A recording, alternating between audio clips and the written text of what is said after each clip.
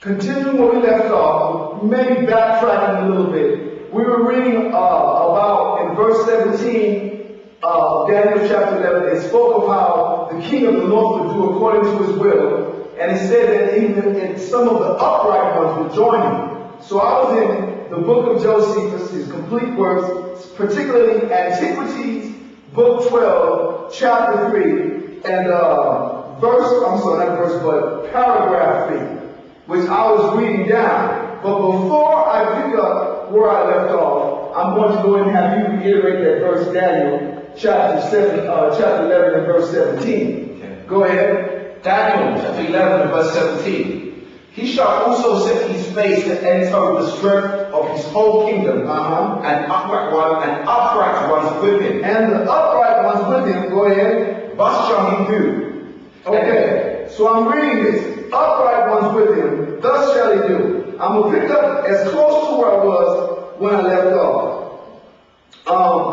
Yet was it not long afterward, when Antiochus, speaking of Antiochus the Great, when Antiochus subdued those cities, when Antiochus overcame Scopas in a battle fought at the fountains of Jordan and destroyed a great part of his army. But afterward, when Antiochus subdued those cities of Syria, which Scopas had gotten into his possession, and Samaria with them, the Jews of their own accord went over to him and received him into the city of Jerusalem, and gave plentiful provisions to all his army and to his elephants, and readily assisted him when he besieged the garrison which was in the citadel of Jerusalem. In other words, this is what it means when it says the Antiochus would go into these cities with the force of all his armies, and the upright ones would be with him. It's showing them. Israelites joined him to kick the Ptolemies out. Wherefore Antiochus thought it but just to requite the Jews' diligence and zeal in his service. So he wrote to the generals of his armies and to his friends, and gave testimony to the good behavior of the Jews toward him. So there you have it. All right. Move on down. Verse 17. Verse 17 again. He shall also set his face to enter with the strength of his whole kingdom, and upright ones with him. In other words, we read that now. In other words, when King Ptolemy V, whose surname was Epiphanes, decided to send a general of his army, whose name was Scopas, he actually conquered and started taking small cities, and then Antiochus the Great went on and came down, got him out of there, and Israelites joined him to help with the effort. And remember, it also said that this particular king, through his hand, the land would suffer. And the beginning of this paragraph noted that, how all the inhabitants, not just Israel, was suffering because of what took place between Antiochus the third and Ptolemy the fifth, Ptolemy the fourth, and his son the fifth. And it didn't matter who was winning or losing, the land was suffering equally. Go ahead. And he shall give him the daughter of women. Now when it says he shall give him the daughter of women, Antiochus was getting that ass so bad that Ptolemy, I'm going to show you. Let's go to this right here. Ptolemy Epiphanes, all right, during the 5th Syrian War, as a condition of Antiochus the Great to cease the warfare, because remember he was on the aggressor and was having victories. As a condition, Ptolemy V yielded, and they tried to do another merge. Now it wasn't like the two houses were trying to merge. What the agreement was this time, Ptolemy V, whose surname was Epiphanes, married the daughter of Antiochus III, who her name was Cleopatra I.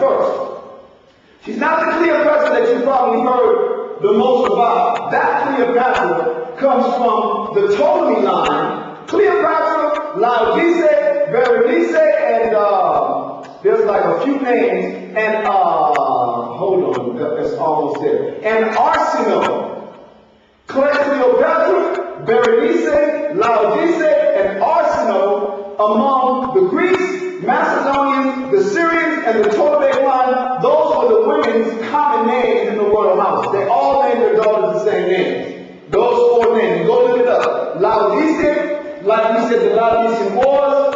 Berenice, many of them. Cleopatra, and Arsinoe. Arsinoe. Alright? That's how that's spelled. So when it says corrupting him with the daughter of men, or with the daughter of women, in other words, Antiochus married his daughter off to Ptolemy V. Cleopatra was her name. Okay? Read that again, brother. And he shall give him the daughter of women, corrupting her. But she shall not stand on his side, neither before him. Now, I'm going to show you what took place.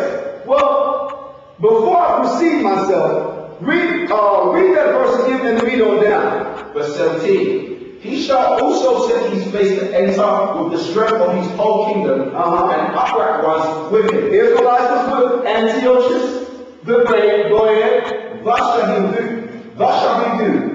He shall give him the daughter of women. In other words, Antiochus gave his daughter to Ptolemy Epiphanes. Go ahead. Corrupting her. Now when it said corrupting her, she was sent in as a spy. She gave birth to Ptolemy VI Philometor, who in turn was influenced by Antiochus the Great.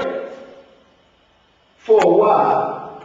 I'll show you what happened with that. I am getting above myself. Go ahead. Well, I'm going back over here. Go ahead. But she shall not stand on his side, neither before him.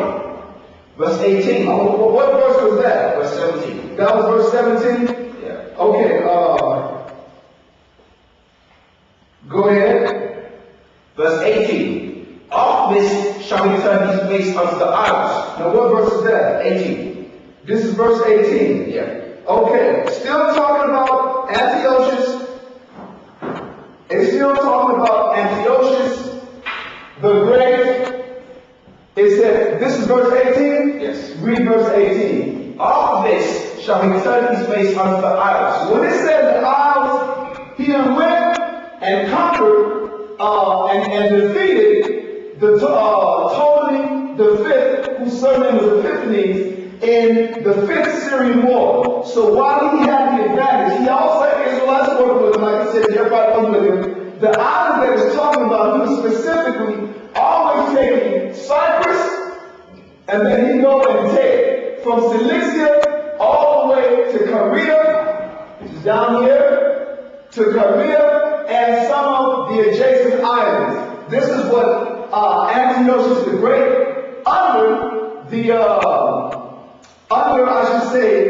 having had the advantage of having the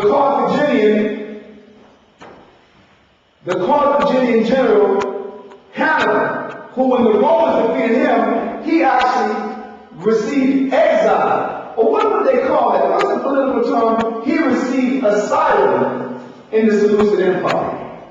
That's what took place. Is there more to that, brother? Yeah. Go ahead. Verse 18. Of this shall he turn his face unto the isles. Now let me say this though. I want you to read the part, verse 17, where it says corrupting her. Because I would like to, although I'm preempting it, I would like to give a little history on that. Go ahead. Verse 17. And he shall give him the daughter of women, corrupting her. But she shall not stand on his side. In other words, it set up a circumstance. That marriage that Antiochus the Great had a daughter named Cleopatra I, who married Ptolemy V Epiphanes. And that set up a circumstance that Antiochus IV, in other words, 2 kings down the line on the Seleucid side, would be able to take advantage of it. Because that's what all these dudes were doing. They were thinking generations down the line. Alright? Okay, where we at now? Verse 18. Go ahead. After this shall he turn his face unto the isles. So this is where he went. He went to Cyprus. He went on from the place that's known as career